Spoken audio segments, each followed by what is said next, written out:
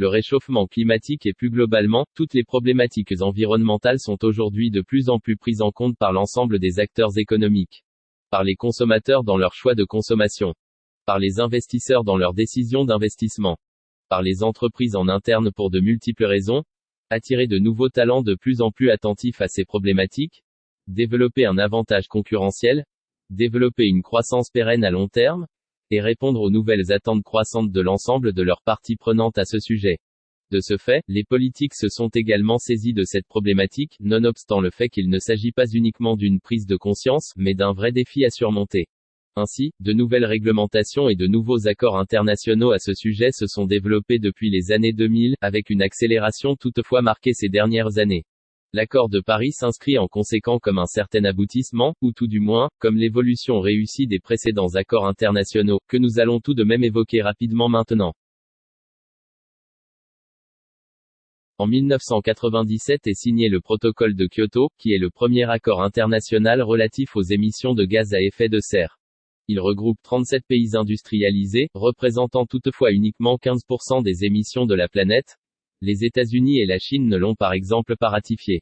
Il entre en vigueur à partir de 2005 et fixe comme objectif une réduction des émissions de gaz à effet de serre, responsable du réchauffement climatique, de 5% d'ici à 2012 par rapport au niveau de 1990.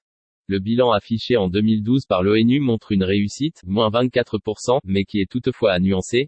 Chute des industries lourdes dans les anciens pays soviétiques avec la chute de l'Union soviétique.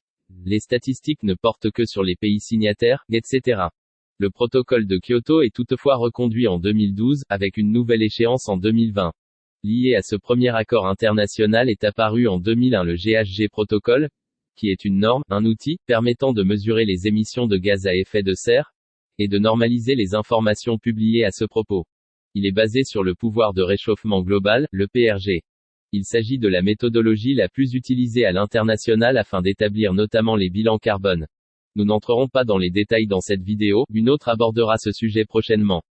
En attendant, vous pouvez toujours lire notre article à ce sujet, le lien est disponible en description. Ensuite, en 2009, une tentative d'accord est effectuée lors de la COP15.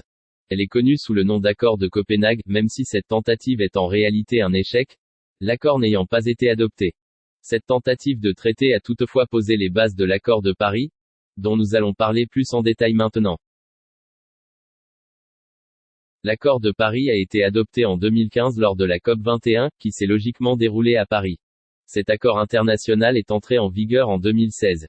Il a été ratifié par 193 pays à cette date, couvrant ainsi 95% des émissions de gaz à effet de serre de la planète. Toutefois, soulevons que ce traité a tremblé lorsque les États-Unis, sous la présidence de Donald Trump, s'en sont retirés en 2020, avant d'y adhérer à nouveau en 2021, sous la présidence de Joe Biden cette fois-ci. Comment fonctionne cet accord ? Chaque pays détermine lui-même les contributions environnementales qu'il apporte. C'est ce qu'on appelle les contributions déterminées au niveau national ou CDN. Ainsi, le traité n'impose pas de transformation au pays en soi. Toutefois, l'accord de Paris fonctionne par cycle quinquennal, et l'ensemble des signataires doivent soumettre une nouvelle contribution tous les 5 ans. De plus, chaque nouvelle contribution doit forcément être plus forte que la précédente, et un bilan mondial sera régulièrement établi afin de permettre un suivi et une évaluation des progrès réalisés. Enfin, il a soulevé que les contributions définies par chaque pays doivent tout de même contenir au minimum des dispositions relatives à l'atténuation du changement climatique, tout en pouvant contenir des dispositions relatives à l'adaptabilité au changement climatique, au financement, au transfert de technologies, etc. Ces contributions ont le but de permettre aux pays signataires d'atteindre les objectifs généraux fixés par le traité, à savoir un maintien à un réchauffement sous la barre des 2 degrés par rapport au niveau pré-industriel, et l'atteinte d'une neutralité carbone d'ici à 2050. Parlons maintenant de quelques dates importantes afférentes à l'accord de Paris. En 2015, date de son adoption, est également associée la soumission par les pays de leur première série de contributions. En 2018 a eu lieu ce qui est qualifié d'un dialogue facilitatif. Il a permis de faire le point sur le contenu des premières contributions soumises, tout en préparant la prochaine série qui a eu lieu en 2020. Ensuite, tournons-nous vers le futur. En 2023 aura lieu le premier bilan global. Ce bilan sera suivi par la publication d'une 3e série de contributions, en 2025. Et en 2028 aura lieu le 2e bilan global. Pour découvrir l'article détaillé, rendez-vous sur l'auditeur-rse.com.